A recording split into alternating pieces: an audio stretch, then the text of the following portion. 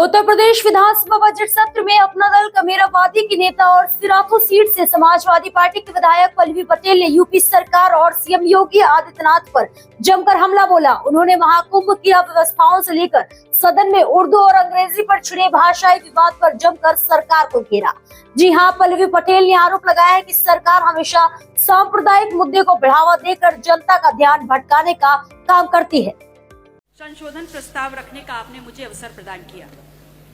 प्रयागराज महाकुंभ के इस पवित्र अवसर पर, इस पवित्र महायोजन के लिए विभिन्न स्रोतों से, विभिन्न रास्तों से सरकार को लगभग 7,500 करोड़ का निवेश प्राप्त हुआ।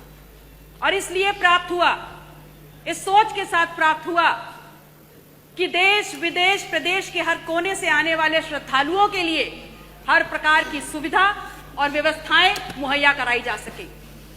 लेकिन कहना गलत नहीं होगा कि सरकार को चलाने वाले लोग और उनके चंद मुट्ठी भर अभिन्न मित्रों के लिए ये महाआयोजन आर्थिक वरदान साबित हुआ है। इस कदर साबित हुआ है कि जिसने जितना हो सका, जिस रास्ते से हो सका, उस महायोजन में आने वाले उस आम श्रद्धालु को हर प्रकार से लूटने का काम किया है। मान्यवर, आज दिल्ली से अमेरिका जाना सस्ता हो गया है। और ध्यान रखिएगा, मैं डंकी रूट की बात नहीं कर रही। आज दिल्ली से अमेरिका जाना सस्ता हो गया है, लेकिन दिल्ली से प्रयागराज जाने की कीमतें आसमान छू रही हैं। 3 लाख करोड़ का आपको राजस्व मिला और उसके बाद भी आम आदमी सुविधाओं के लिए, व्यवस्थाओं के लिए हांफता, रगड़ता, रोता नजर आ रहा है।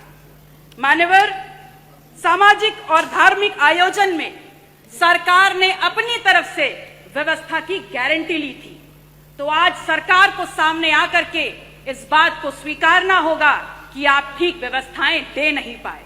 उस महाकुंभ में आई हुई संख्या को अपनी उपलब्धि ना बताएं, क्योंकि उस महाकुंभ में आई हुई जो संख्या है वो भारतीय समाज के धार्मिक चेतना का परिणाम है, वो आपकी उपलब्धि नहीं है।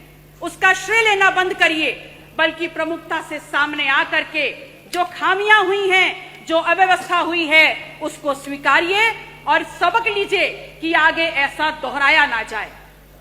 मानवर, समता, समरसता के तथाकथित संदेश के साथ इस महाकुंभ का आयोजन सरकार ने किया और सरकार इतनी निरंकुश हो गई, सरकार का प्रशासनिक अमला इतना निरंकुश हो गया कि आपने तमाम नियमों को धता बताते हुए वीआईपी कल्चर खेलना शुरू कर दिया और इस कदर उसको आगे बढ़ा दिया कि वहां पर वर्गीय विभेद के कारण अव्यवस्था और वहां पर भगदड़ की भेंट चढ़ गया।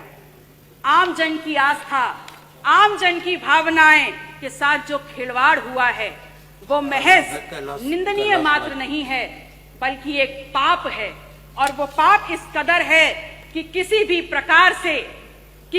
प्रकार से स्वयं मां गंगा भी उसको नहीं धो पाएंगी। कितनी देर में आएगा? आप कह रहे हैं कि विपक्ष धार्मिक आयोजन महाकुंभ पर राजनीति करता है, तो एक छोटा सा सवाल आपसे पूछ रही हूं कि ये बताइए, 22 जनवरी 2025 को जब संपूर्ण मंत्रिमंडल परिषद की वहां बैठक आपने आयोजन की थी, तो क्या आप मंत्रिमंडल के लोगों को ले जा करके वहां भजन कीर्तन करा रहे थे? वो भी तो एक राजनीतिक बैठक थी ना। तो फिर राजनीति विपक्ष कैसे कर रहा है? असल में राजनीति कंप्लीट 100% शुद्ध राजनीति तो आप कर रहे हैं, और उसमें भी इस कदर राजनीति कि आपने वहां पर भी, उस पवित्र स्थल पर भी पिछड़ों को पीछे ही छोड़ दिया। आपका नारा है सबका साथ, सबका विश्वास, सबका विकास। तो अगर बात विकास की है, अगर बात विश्वास की है, तो फिर ये बताइए कहां है विकास, कहां है सबका साथ और कहां है विश्वास?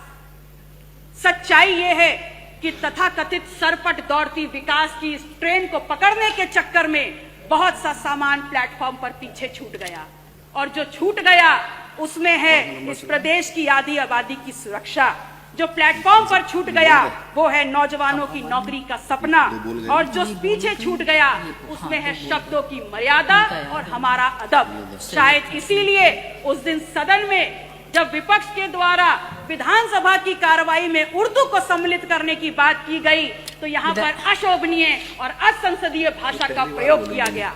तो एक सवाल सीधे सीधे माननीय अधिष्ठाता महोदय, आपके मार्फत आपका संरक्षण लेते हुए मैं नेता सदन से पूछती हूँ, is Urdu an imported language? क्या उर्दू निर्यात करी हुई जुबान है? और या फिर क्या ऐसा है कि जब मुगल घोड़े से भारत में आए तो अपने पीछे उर्दू को बैठा करके लाए? विधायक जी, 5 मिनट हो गया। धन्यवाद। माननीय अध्यक्ष जी, 1 मिनट और। माननीय अध्यक्ष जी, मैं सिर्फ इतना कहना चाहती हूँ कि महामहिम राज्यपाल ने हालांकि थोड़ा ही भाषण पढ़ा, पर मैंने देखा हर छोर पर भारत प्रथम स्तर पर है।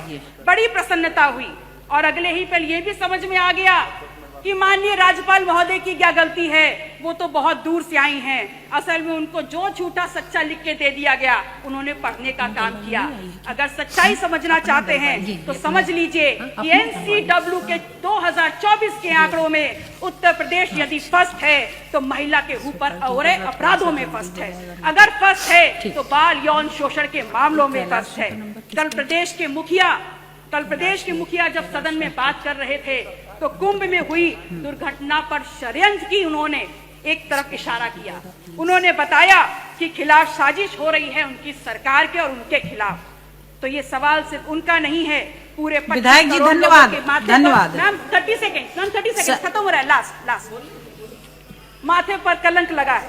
यह सिर्फ सरकार को बदनाम करने का शिकंजा नहीं है, अपितु ये समूचे उत्तर प्रदेश, पूरे सदन, चाहे पक्ष के लोग हो चाहे विपक्ष के लोग हो, ये पूरे उत्तर प्रदेश की गरिमा पर प्रहार है।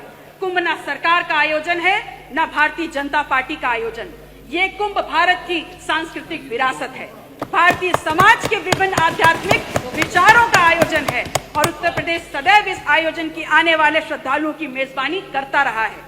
और अंत में मैं सरकार से मांग करती हूँ कि जो लोग भी षड्यंत्र में शामिल हैं उनके नाम सामने लाए जाएं, उनको कठोरतम सजा दी जाए। माननीय अधिष्ठाता महोदय, समय की बाध्यता है, मैं आपसे निवेदन करूंगी कि अपने क्षेत्र सिराथू से संबंधित जितने भी प्रस्ताव हैं मैं टेबल कर रही हूं, कृपया उनको मेरे वक्तव्य के साथ जोड़ने का कष्ट करें।